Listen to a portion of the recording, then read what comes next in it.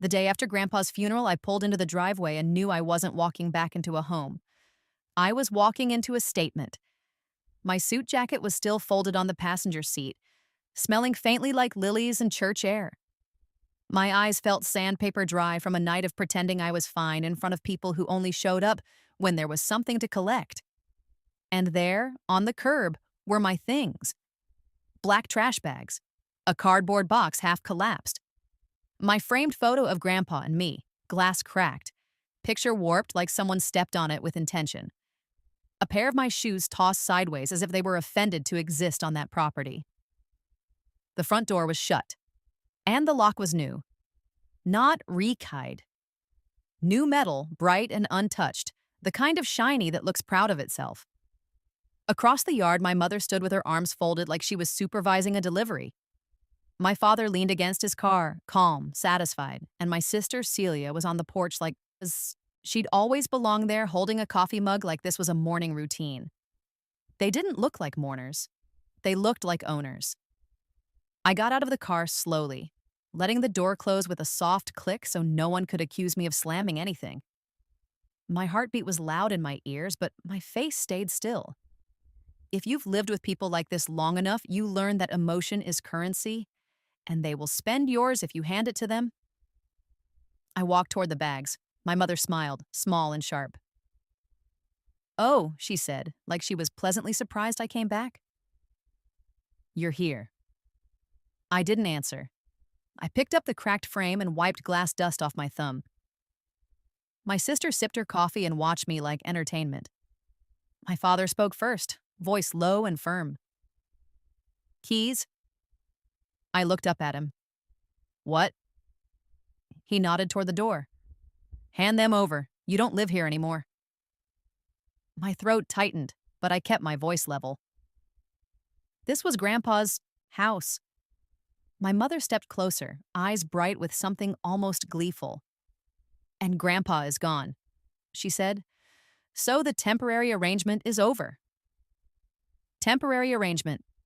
That's what they called the months I spent driving him to chemo, organizing his pills, cleaning his kitchen after he couldn't stand long enough to do it himself. That's what they called me sleeping on a pull-out couch because he didn't want to be alone at night. Temporary, like I was a guest. Like I hadn't been the one who actually showed up. Celia leaned against the porch rail, smiling. "You should have planned better," she said. "Did you think you'd just keep it?" I didn't look at her for long. Looking at Celia too long always made me feel like I was staring into a mirror that hated me back. My mother lowered her voice and leaned in, close enough that her perfume hit the back of my throat. "Hope you enjoy being homeless," she whispered, smiling like a secret. "Because we made sure you get nothing." Then she straightened and said it louder for the neighborhood, for witnesses, for the version of the story she wanted to plant before I even spoke. "It's time for you to move on," she announced, as if this was healthy and mutual. "We're not doing a scene." My hands were cold around the edge of the trash bag. I kept my posture controlled. "I'm not doing a scene," I said. My father held out his palm, impatient. "Keys now." I reached into my purse and pulled out my keyring, not because I was submitting, because I was documenting. I held it up where they could see it, then I set it down gently on top of the box like it was a piece of evidence I was placing into the open. I didn't toss it. I didn't shove it at him.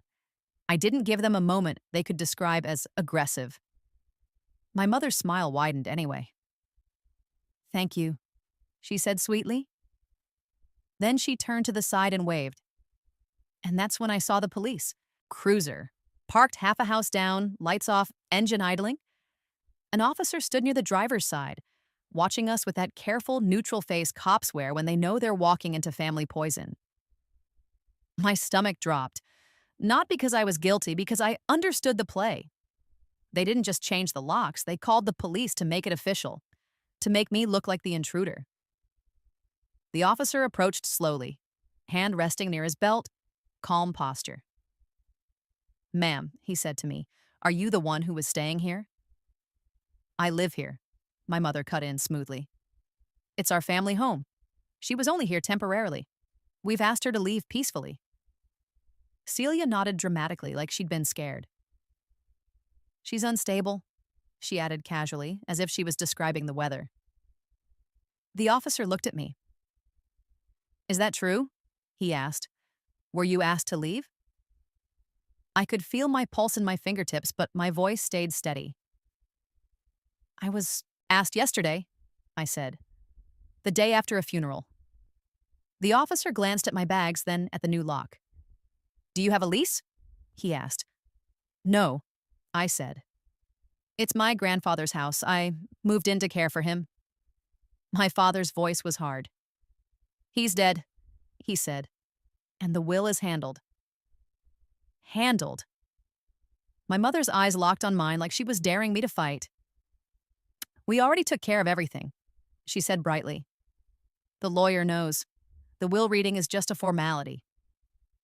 Celia smiled. You can show up if you want, she said. Just to watch us celebrate.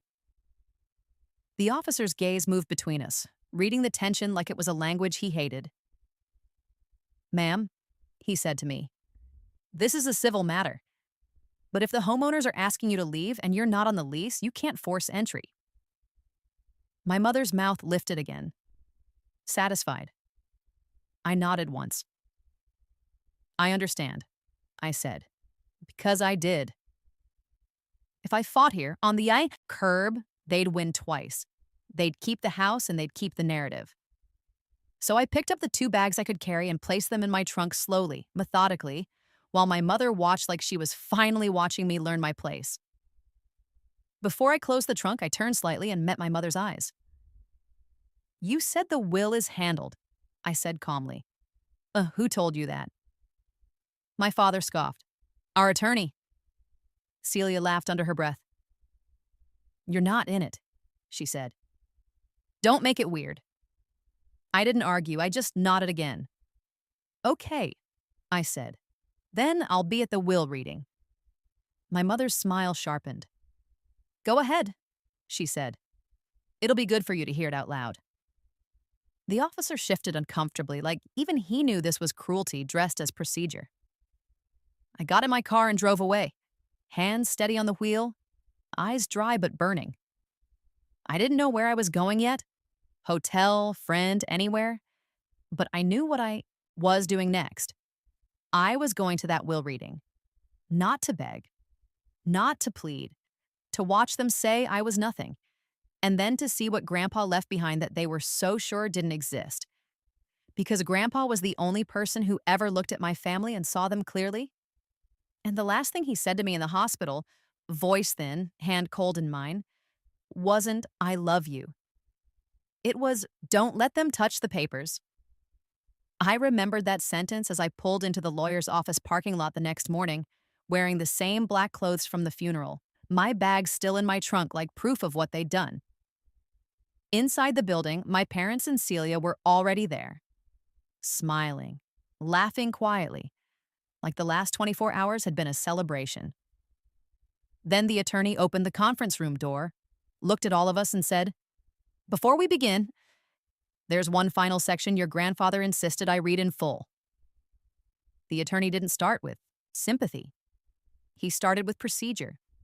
He waited until the conference room door clicked shut. Then he looked around the table like he was taking inventory of everyone's confidence. My parents sat shoulder to shoulder, polished and smug. My sister Celia had her chin lifted like she'd already won something she didn't earn. My mother even had a folder in front of her, blank paper inside, just for the performance. The attorney placed a thick file on the table, then set a sealed envelope beside it, cream paper, red wax stamp, and 2 signatures crossing the flap like a warning. He didn't look at them when he spoke. He looked at me. Jade, he said calmly, I'm Elliot Grant. I represented your grandfather. I'm sorry for your loss. My mother let out a soft, impatient sigh like grief was wasting her time. Mr. Grant slid his chair back slightly. Before we read the will, I need to make one thing clear, he said. Your grandfather left written instructions that this meeting must happen with all of you present, in one room, at one time. Celia smirked. Great, she said. Then read it. Let's end this. Mr. Grant didn't react to her tone. He opened the file, removed a sheet, and placed it flat on the table where everyone could see. This is a receipt for a sealed delivery, he said. Delivered to my office at 6:15 this morning. Courier signature, timestamp, chain of custody ID. My father frowned. From who? From a private safe deposit service your grandfather used, Mr. Grant replied. He scheduled it months ago. Celia's smirk tightened. He's dead, she said. He can't schedule anything. Mr. Grant's eyes lifted to her, cool and measured. People schedule things for after they die all the time, Heon, he said. That's the entire point of my job. My mother leaned back, smiling like she still believed she had control. We already handled everything, she said. We just came to hear it out loud. Mr. Grant nodded as if he'd expected that line. Then he tapped the sealed envelope with 2 fingers. This envelope, he said, is not a courtesy, it's a directive. He paused just long enough for the room to quiet. Your grandfather instructed me to read this first, he said. Before the will, before any distribution, before anyone says the word inheritance. Celia laughed once. Why would he do that? Mr. Grant didn't answer her. He broke the wax seal carefully like he was opening evidence, not paper. Inside was a single page, typed, signed, and notarized. He began reading in your grandfather's voice without imitating him, just letting the words do what they were built to do. If you are hearing this, Mr. Grant read, it means my funeral has ended and the masks have come off. It also means Jade has been pressured, cornered, or removed from my home. My mother's smile flickered. Mr. Grant kept going. My home is not to be treated as a prize, and Jade is not to be treated as disposable. If you have changed locks, removed keys, or called police to force her out, you have confirmed every concern I documented. Celia shifted in her chair. My father's jaw tightened. This is ridiculous, he muttered. Mr. Grant didn't look up. Your grandfather anticipated your reaction, he said, and continued reading. At the time of my death, the house is no longer held in my personal name, and it is not in the family name in the way you assume. It has been transferred into a trust with protections that cannot be undone by intimidation, false claims, or forged paperwork. My mother sat forward. What trust? She snapped. Mr. Grant stopped reading and looked at her directly. The Mercer Protective Trust, he said. Executed and recorded. The room went quiet in a different way. Less theatrical, more real. My father scoffed, but it sounded strained now. Recorded where? Mr. Grant opened a second folder and turned a sheet toward them. A certified recorder's page with a timestamp and instrument number. I pulled this from county records this morning, he said. The deed transfer into the trust was recorded 2 weeks before Walter passed. My sister's face tightened. That's impossible. Mr. Grant's voice stayed flat. It's not impossible when it's already on file. My mother's eyes darted to me. He wouldn't, she whispered, like she was trying to convince herself more than anyone else. Mr. Grant continued, calm as stone. The trust names one trustee, he said, and slid another page forward. I saw my name before he said it. Jade Mercer, he read out loud. Celia's chair scraped. No, she snapped. That's not... Mr. Grant lifted a hand. Not aggressive. Final. Sit down, he said. Celia froze, then slowly sat back, eyes burning.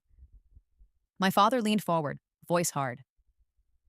So you're saying she owns it? Mr. Grant corrected him immediately. I'm saying the trust owns it, he replied, and she controls it as trustee. That means no one can sell it, borrow against it, or transfer it without her authority. It also means Changing the locks to remove her is, at minimum, an unlawful lockout, potentially criminal depending on what was taken. My mother's face flushed. She was living there temporarily. Mr. Grant's eyes narrowed slightly. Then explain why Walter wrote this, he said, tapping the letter. He documented caregiving. He documented expenses. He documented threats. My throat tightened. I kept my hands still. Mr. Grant flipped to the next page.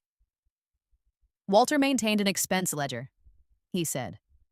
Repairs, taxes, medical transport, home safety modifications. Oh, he kept copies of receipts. He also kept copies of Jade's payments. My father laughed sharply. She paid nothing. Mr. Grant turned his laptop toward them and clicked once. Scanned receipt appeared. Contractor invoice for a roof repair, paid by me. Another, property tax receipt, paid by me. Another, plumbing emergency, paid by me. My mother's mouth opened, then closed. Celia stared at the screen like it had personally insulted her. Mr. Grant didn't gloat. He didn't raise his voice. He just added the next weight. Walter instructed that Jade be reimbursed from a separate account for documented expenses, he said. The account has been active for years. It is not part of the ordinary probate estate. It is held under the trust. My sister's voice came out tight. How much? Mr. Grant's gaze stayed on the file. We're not there yet, he said. That's when my mother tried to take back the room the way she always did, by turning it into a moral courtroom. So she gets the house, she said loudly, gesturing toward me. After we raised her, after everything we did. Mr. Grant looked at her with something that wasn't anger. It was disgust disguised as professionalism. Ma'am, he said, I'm not here to litigate your feelings. I'm here to execute your father's documents. My father's voice dropped, dangerous and quiet. Then execute the will. We're done listening to this. Mr. Grant nodded once. We will, he said. But understand this. The will is not the only document Walter left. He left a trust, a letter of instruction, and a sealed inventory packet. He lifted a second sealed envelope from the file. Thicker, heavier, with a different stamp. Celia leaned forward instinctively like she wanted to snatch it. Mr. Grant moved it slightly farther from her hand without making a show of it. This envelope contains the list of items in a secure safe, he said. Documents, originals, digital media, and a set of recorded logs. My mother's voice sharpened. Where's this safe? Mr. Grant's eyes flicked to me again. That depends, he said. I felt my pulse in my throat. Mr. Grant continued. Walter wrote that no one is to access the safe except the trustee. He also wrote that if anyone attempted to remove Jade from the home within 48 hours of the funeral, I am to contact the county and file an emergency notice to lock the title record. My father went still. Lock the record. Mr. Grant nodded. It's already in motion, he said. Celia's face drained. You already... I followed my client's written instructions, Mr. Grant replied. That includes notifying the county to place a protective flag on the property file. It also includes a notice to the probate court regarding potential interference. My mother's knees shifted under the table like she'd suddenly remembered the curb, the bags, the police car. And one more thing, Mr. Grant added, voice calm but cutting. Walter also instructed that if anyone presented a power of attorney, incapacity claim, or attempted to move assets in his final months, the documentation be compiled and forwarded to the appropriate authorities.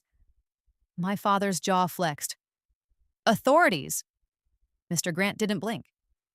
Yes, he said, because what you call family business can also be elder exploitation. The room fell silent in a way that felt heavier than sound. Then Mr. Grant opened the will file again and placed his finger at the top of the first page. Now, he said, we can begin the will reading, but understand. The house, the trust protections, and the sealed safe inventory are already separate from what you think you're here to take. He looked at Celia, then my parents, then me. And the next section, he said, is where your grandfather explains exactly why.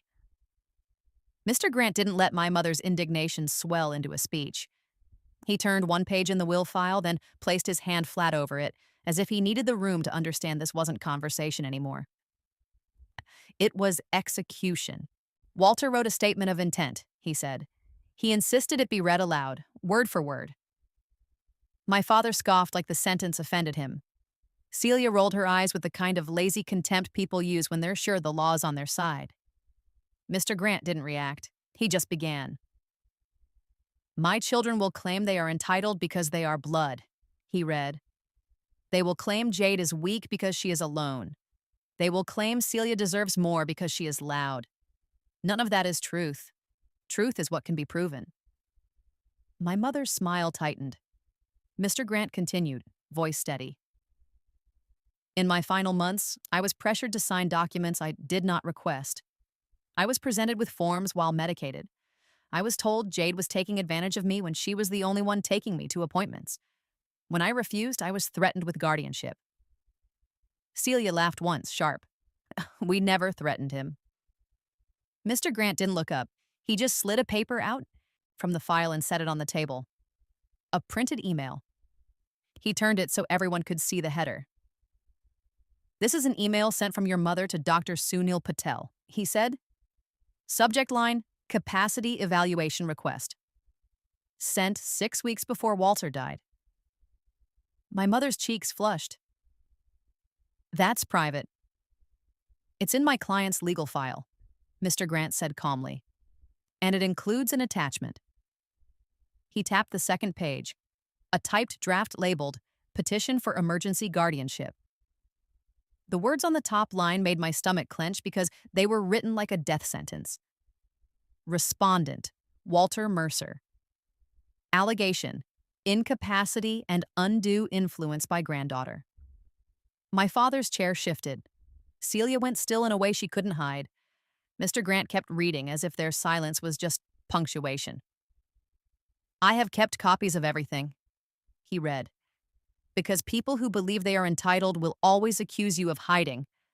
So I hid nothing. I documented. He paused and set the letter down. Then he opened the second sealed envelope, the thicker one he'd mentioned, and pulled out a single page titled Safe Inventory. Do not open without trustee present. This, he said, is the list of items contained in Walter's secure safe. The safe is not in the house. It is in a private vault service. The access code is split into 2 parts. My mother leaned forward, voice sharp. Where is it? Mr. Grant's eyes didn't leave the paper. He wrote that I am to hold one part, he said, and Jade holds the other. Celia's head snapped toward me. You don't have anything, she hissed. I didn't answer her. I didn't even look at her long enough to feed it. Mr. Grant read the first line of the inventory. Item 1, he said. Original trust deed and certified recorder copies. My father's jaw flexed. Item 2, Mr. Grant continued. A ledger of caregiving expenses with matching, receipts, and bank statements. My mother scoffed, but it sounded thin now. Item 3, he said, and his voice shifted slightly, not louder, just heavier. A folder labeled Attempts. Celia let out a nervous laugh. That could mean anything. Mr. Grant looked up for the first time in a while. It means what it says, he replied. Then he read the sub-items under that folder, and with each one, the room tightened like a wire being pulled. A drafted power of attorney naming Celia as agent, he read. Unsigned by Walter. My sister's breath hitched. That's not illegal. A second drafted power of attorney naming Elaine and Robert as agents, he continued. Also unsigned. My mother swallowed. Bank call logs, Mr. Grant said. including recordings requested through compliance from numbers associated with Elaine and Celia, attempting to change beneficiary designations. My father's voice rose. We were trying to help him. Mr. Grant didn't argue. He just reached into the file and slid a page toward him. A bank notice with a compliance stamp. Attempted beneficiary change rejected. It read in clean language, and beneath it, reason. Suspicious request during reported medical incapacity. The word suspicious sat on the paper like a bruise. Mr. Grant kept reading the safe inventory. Notary journal copies tied to Holt Notary Services, he said, including a certificate Walter demanded be investigated. Celia's face drained so quickly it looked like someone pulled a plug. My mother tried to recover with volume. This is ridiculous, she snapped. You're letting her poison his memory. Mr. Grant set the inventory down and folded his hands. Ma'am, he said, your father anticipated that exact sentence. He included evidence because he knew you would claim emotion when confronted with records. Then he turned his laptop toward the table and opened a file labeled only by a date. This is a video, he said. From the assisted living facility? Walter legally requested copies. My father leaned back. He wasn't in assisted living. Mr. Grant's gaze stayed cold. He was for 3 weeks, he said, when you convinced the intake nurse that Jade was too unstable to be a visitor. My throat tightened, but I didn't interrupt. I remembered that week. I remembered being told to come back tomorrow. I remembered leaving messages that never returned. I remembered the smell of disinfectant and the way my hands shook on the steering wheel because I knew something was wrong but couldn't prove it. Mr. Grant clicked play. The video showed a hallway, fluorescent light, grainy security camera angle. A man in a wheelchair, my grandfather, being pushed slowly by a staff member. Then my mother stepped into frame. She leaned down close to his face, too close. Her mouth moved fast. Her hand pressed a stack of papers against his lap. My stomach turned cold because I could read her body language even without hearing the words. Pressure, hurry, now. A staff member approached and my mother's smile appeared instantly. Bright, innocent. Mr. Grant paused the video and zoomed in. The papers were visible enough to identify the header. Durable power of attorney. The room went silent in the way it does when people see something they can't talk their way out of. Celia tried anyway. You're twisting it, she said, voice too loud. He wanted us to help him. Mr. Grant didn't raise his voice. He simply clicked a different tab. Audio. A transcript line appeared beneath the video. Facility staff had recorded the interaction. Mr. Grant read aloud. Elaine Mercer stated, if you don't sign today, Jade will take everything, and you'll die alone. My mother's face changed so fast it looked like pain. That's a lie, she whispered. Mr. Grant didn't respond to the denial. He just read the next line. Walter Mercer responded, get away from me. Then he looked at my father. Mr. Mercer, he said, Walter also asked me to retain copies of messages sent to him in his final months. There are several from your number and Celia's number referencing declaring him incompetent and getting a judge to sign off. My father's hands clenched on the table. Celia's eyes darted. Anywhere except the screen. Mr. Grant turned another page in the will file and finally began reading the distributions, but he did it in a way that made it clear the money was almost secondary to the protections. Walter's residuary estate, he read, pours into the Mercer Protective Trust. My mother's voice cracked with anger. So we get nothing. Mr. Grant didn't answer that directly. He read the next line instead. The trust authorizes the trustee to reimburse Jade for documented expenses and to fund her housing stability, education, and legal protection against interference. Celia's laugh came out ugly. Legal protection? Mr. Grant nodded once. Yes, he said, because Walter anticipated litigation and harassment. My father slammed his palm lightly, not hard enough to be dramatic, just enough to try to reassert dominance. "This is her doing," he said, pointing at me. "She manipulated him." Mr. Grant's eyes narrowed. "If you believe that," he said, "then you'll be pleased to know Walter prepared for that accusation, too." He reached into the file and removed a medical report. "Capacity evaluation," he said, sliding it forward. "Conducted 2 weeks before the trust transfer. Independent physician. Signed under penalty of perjury." My mother stared at the page like it was poison. Mr. Grant continued, calm and relentless. "And now," he said, "we reach the section your family insisted was already handled." He opened a new envelope from his file, different from the safe inventory, thinner, with a court seal. "This was filed with the probate court this morning," he said. "It's a notice of interference and a request for protective orders. It includes the lockout incident reported yesterday and the police involvement." My stomach tightened. I hadn't even told him about the police cruiser. He already knew, because Grandpa predicted it. Celia's voice dropped. "You filed that against us?" Mr. Grant's gaze held steady. "I followed written instruction," he said. "And because the safe inventory includes evidence of attempted elder exploitation, I also sent a preliminary referral to the district attorney's office for review." My mother's mouth opened, but nothing came out. Then the conference room door opened. A woman in business attire stepped in, court runner, clipboard in hand, and looked at Mr. Grant. "I have service packets," she said quietly. Mr. Grant nodded. "Thank you," he replied. She set 3 envelopes on the table, one in front of my mother, one in front of my father, one in front of Celia, each stamped and sealed. My sister stared at hers like it was a live animal. Mr. Grant didn't gloat. He didn't smile. He simply placed his finger on the next page of the will.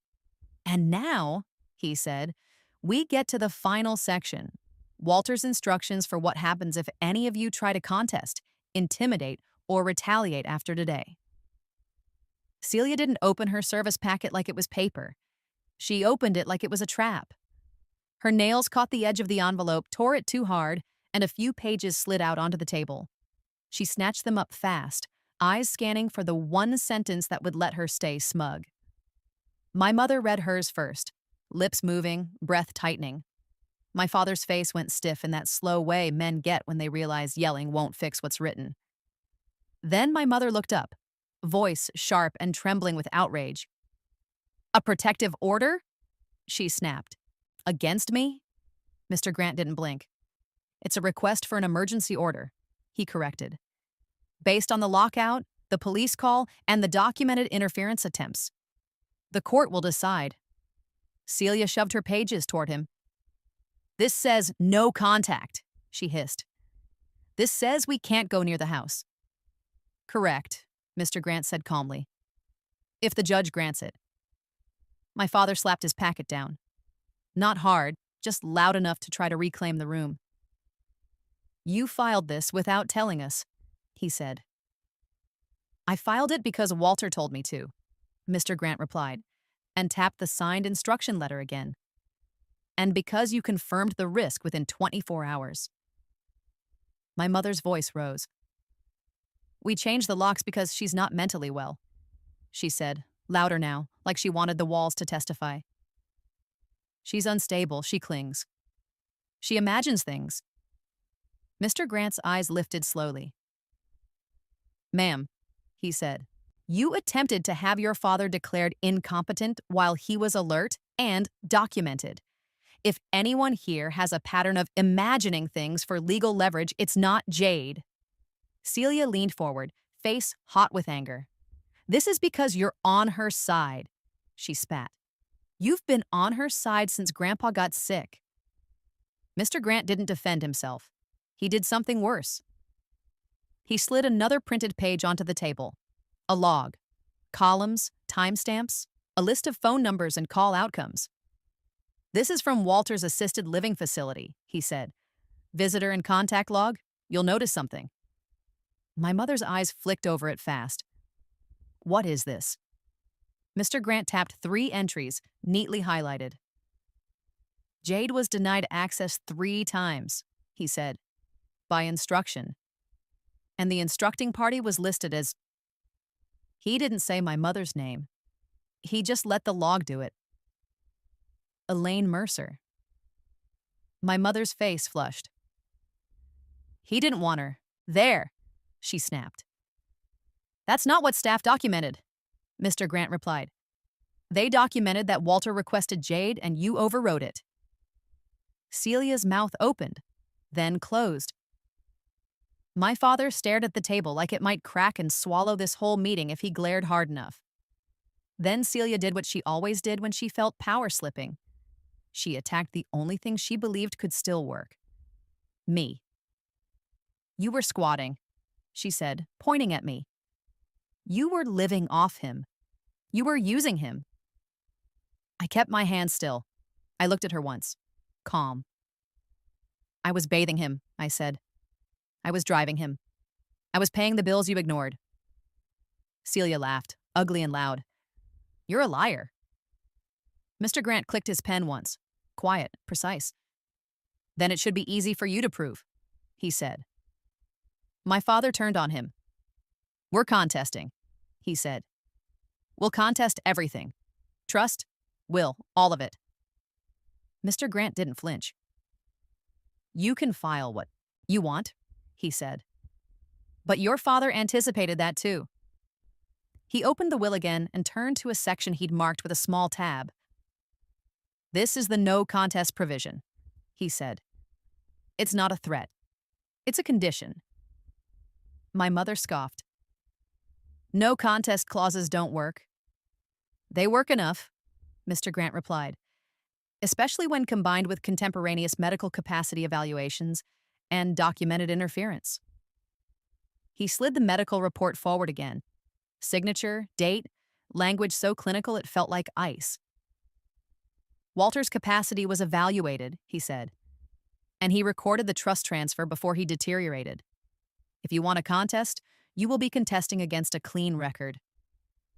Celia's eyes narrowed. So what?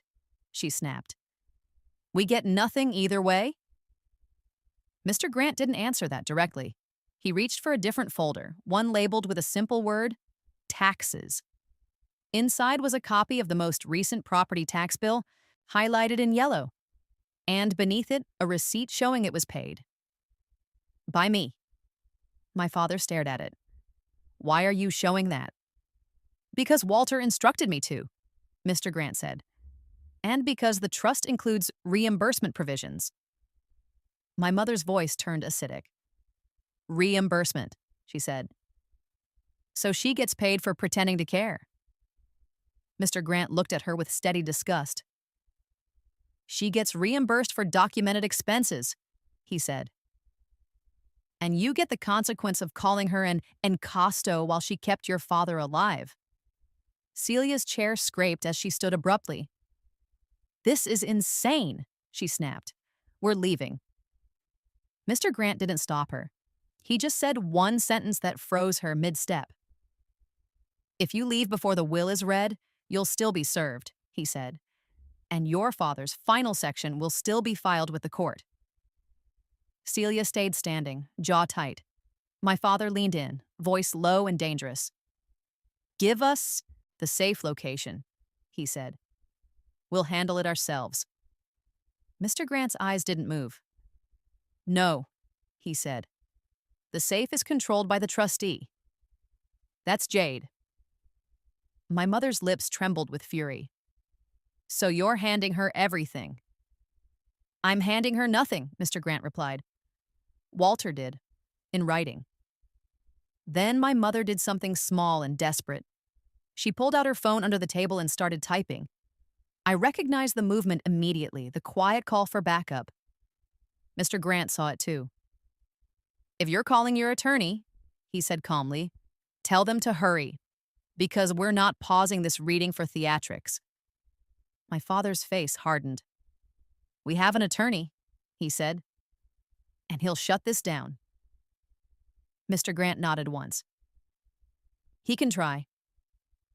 Celia finally sat back down, not because she calmed down, because she realized leaving would mean losing access to information. And Celia doesn't walk away from a chance to grab something. 2 minutes later, the conference room door opened without a knock. A man stepped in wearing a tailored suit and a smile that didn't belong in grief. He carried a briefcase like a weapon and looked at me first, then at Mr. Grant. "Elliot," he said smoothly. "I'm Thomas Reeves, representing Elaine and Robert Mercer." My mother exhaled like salvation arrived. Mr. Reeves placed his briefcase on the table and opened it with confident hands. "We're requesting a delay," he said. "There are concerns of undue influence. My clients are prepared to file an emergency petition to freeze distribution." Mr. Grant folded his hands. "You can file," he said, "but you won't freeze what isn't in probate." Mr. Reeves smiled tightly. "The house is an estate asset." "It's not," Mr. Grant replied, and slid the certified recorder page toward him. "It's in trust." Mr. Reeves glanced down, just one glance, and his smile thinned. My mother leaned forward. "Tell him," she urged. "Tell him she's unstable. Tell him she manipulated Dad." Mr. Reeves lifted a hand, silencing her without looking. He turned to me, voice oily. "Jade," he said, "if you cooperate, we can resolve this privately. Sign over authority to administer the trust, and this doesn't become unpleasant." I didn't blink. I didn't respond to him like he was a person. I responded like he was a document. "No," I said. Mr. Reeves's smile sharpened. "Then we'll subpoena everything," he said. "We'll drag this out. We'll make sure you spend every dollar fighting." Mr. Grant spoke before I could. "Walter anticipated that too," he said. He pulled a final sheet from the file and placed it in front of Mr. Reeves. It was a letter addressed to District Attorney's Office with a date and a file reference number already assigned. Mr. Reeves's eyes flicked across it, quick and professional. Then his posture shifted, almost imperceptibly. Because a civil threat is one thing, a criminal referral is another. Mr. Grant's voice stayed calm. "You're welcome to contest," he said. "But understand, the safe inventory includes evidence of attempted guardianship manipulation, coercion during medication, and beneficiary interference. That's why the referral exists." Mr. Reeves tried to recover with arrogance. "Allegations," he said. Mr. Grant nodded once. "With records," he replied. My mother's face was now raw with rage. "You can't do this," she hissed. "You can't take our father's house away." Mr. Grant looked at her steadily. "He took it away from you," he said, "because you treated it like loot." Then he turned the page in the will again, slow and deliberate. "We're done with posturing," he said. "You came here to hear the will, now you will." Mr. Reeves opened his mouth, but Mr. Grant raised one finger. Not rude, just final. "One more interruption," Mr. Grant said quietly, "and I'll ask building security to remove you. This is a private reading under my control, and I have written instruction." Mr. Reeves's jaw flexed. He sat back, eyes hard, calculating. Mr. Grant looked down at the next section, then looked up at all of us. "This is the final section Walter demanded I read," he said. "It contains the trust accounting, the reimbursement totals, and the valuation of assets held for Jade's protection." My mother's eyes widened slightly. Celia's mouth parted without realizing it. And my father went very, very still. Mr. Grant placed his finger on the first line and said, "Now listen carefully." Mr. Grant didn't raise his voice when he started reading the valuation. He didn't need to. The words did the damage all by themselves. "Under the Mercer Protective Trust," he said, "the primary residence is held and managed for Jade Mercer's exclusive benefit. The trustee has sole authority, no family. No member may occupy, access, or alter the property without the trustee's written consent." My mother's mouth opened as if she could interrupt title law with breath. Mr. Grant kept going. "The trust also holds a brokerage account established by Walter Mercer and funded over time. He read, "It is not part of the probate estate. It passes outside of contest." Celia's fingers tightened on the edge of the table. Mr. Grant turned a page. "This is the accounting," he said. "And this is the reimbursement ledger." He read the line items with the same calm you'd use reading weather. Roof repair, property taxes, plumbing emergency, medical transport, home safety modifications, groceries during caregiving months, and, next to each one, a matching receipt and bank proof. Then he read the total. "Total documented expenses paid by Jade Mercer," he said, "to be reimbursed in full, $183,000. My father made a short choking sound, like his throat didn't know how to swallow that number. My mother snapped, "That's impossible." Mr. Grant didn't look at her.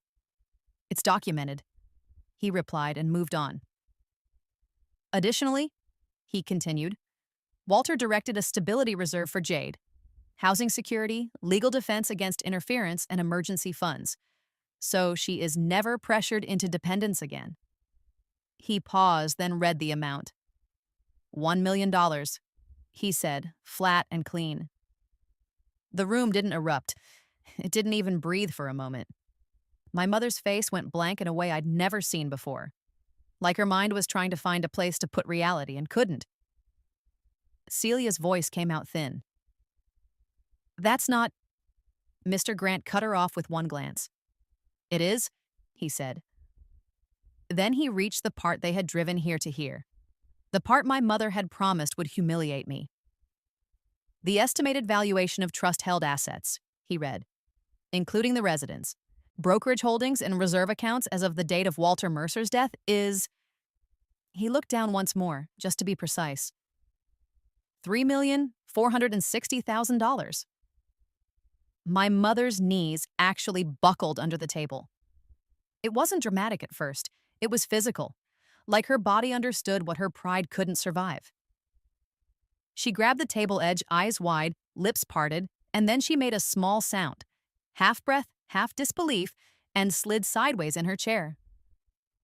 My father stood up so fast his chair hit the wall behind him. "Elaine?"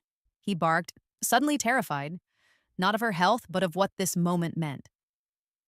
Celia stared at my mother for one frozen second, then snapped her gaze to Mr. Grant like she could force him to retract numbers. "This is fraud," she hissed. This is her manipulating—" Mr. Grant didn't even blink. He reached for his phone with the calm of someone who planned for this, too. "I'm calling building security and medical," he said evenly. "And I'm continuing when the room is stable." My mother's eyes fluttered, and then they rolled back. She fainted. No elegant collapse, no movie scene, just a woman who built her whole identity on ownership, losing it in one breath. The office staff rushed in. Someone brought water. Someone called for paramedics. My father knelt beside her, shaking her shoulder too hard, whispering her name like it was a spell that could undo what had just been read. Celia stood trembling with rage, and for a second I thought she was going to come at me. Not to talk, to blame. She took one step around the table, face twisted, and Mr. Reeves put an arm out without looking at her. "Don't," he muttered. Not for my sake, for hers, because now there were witnesses who weren't family, people who didn't care about her narrative. Mr. Grant waited until the room settled enough for him to be heard again. Then he looked at my father and Celia like a judge looks at defendants who still think charisma matters. "There is more," he said, "and it pertains to your choices." Celia spat, "We're contesting." Mr. Grant nodded once. "Then you should listen very carefully," he replied. "Because Walter included an enforcement instruction." He lifted the thick inventory envelope again, the one that had made them hungry an hour ago. Walter instructed that if any family member attempted to remove Jade from the residence, change locks, call police to force a lockout, or retaliate within 48 hours of his funeral, he said, I am to do 3 things. He held up one finger. First, notify the county recorder and place a protective flag on the property file to prevent fraudulent filings. He held up a second. Second, file for emergency protective orders to prevent further harassment and unauthorized entry. He held up a third. And third, deliver his evidence packet to the district attorney for review under elder exploitation, coercion, and fraud statutes. Mr. Reeves's posture changed at the third finger. His briefcase stopped looking like a weapon and started looking like a liability. My father's voice shook with anger. What evidence? Mr. Grant didn't answer with opinion. He answered with logistics. The safe, he said. The one you demanded access to. He opened the inventory sheet again. The safe contains a letter from Walter, he read. A complete ledger with originals, copies of attempted guardianship drafts, banking interference logs, facility visitor restriction records, and digital media. Then he looked directly at Celia. It also contains the security footage Walter ordered from the facility, he said, showing who brought papers during medication windows and who tried to isolate him from Jade. Celia's face drained to something gray.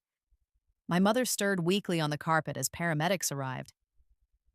She wasn't unconscious anymore, just hollow, staring up at the ceiling like it had betrayed her. Mr. Grant didn't soften. He didn't punish her with cruelty. He punished her with completion. He slid a small sealed envelope across the table toward me. This is your portion of the vault code, he said quietly. I will meet you there today with my half. Walter instructed that you access the safe immediately, secure the originals, and file anything needed to restore occupancy. My throat tightened. I nodded once.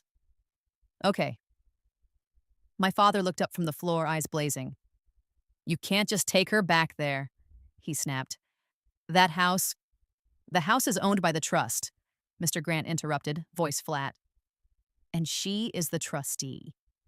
Celia's voice broke, sharp and ugly. You're stealing from us. Mr. Grant stared at her. No, he said. You tried to steal from him. Mr. Reeves cleared his throat like he wanted to rescue the day. Given the medical event, he said carefully, we'd like to postpone. Mr. Grant's gaze cut him off. You've been served, he said, and the record stands. The paramedics helped my mother sit up. She looked at me then, not with love, not with grief, with pure wounded hatred. You did this, she whispered. I didn't answer. I didn't need to, because she had done it to herself the moment she put my bags on the curb and smiled.